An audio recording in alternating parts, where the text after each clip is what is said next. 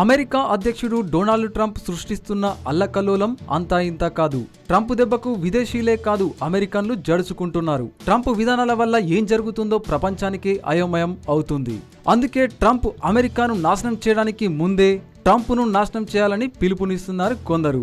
అందులో భాగంగానే ప్రముఖ గాయని లానా డెల్ రే సోషల్ మీడియా వేదికగా బహిరంగంగా ఓ పిలుపునిచ్చింది. ట్రంప్ అతడి క్యాబినెట్ వల్ల అమెరికా నాశనం కాకుండా ఉండేందుకు ప్రపంచవ్యాప్తంగా మాంత్రికులంతా న్యూయార్క్లోని ట్రంప్ టవర్ వద్దకు రావాలని సామాజిక మాధ్యమాల్లో విజ్ఞప్తి చేసింది.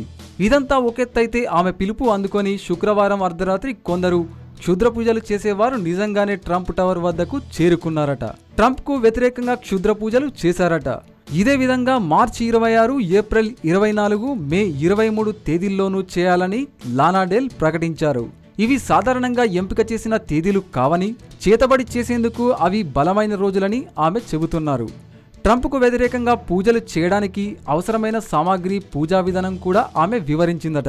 అన్నీ తీసుకొని వస్తే సామూహిక క్షుద్ర పూజలు కూడా చేయొచ్చని ఈ సింగర్ చెబుతుంది. ట్రంప్ను అంధుడిని చేయాలని కోరుతూ పూజలు చేయాలని, అప్పుడే ఆయన మనుషులకు, చెట్లకు, గాలికి, నీటికి దేనికి హాని చేయకుండా ఉంటాడని అంటుంది.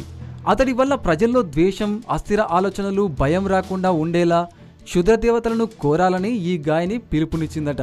ఇక ట్రంపు వాళ్ళ పూజలు గనుక ఫలిస్తే నీ పని అంతే అని జనాలు నవ్వుకుంటున్నారు.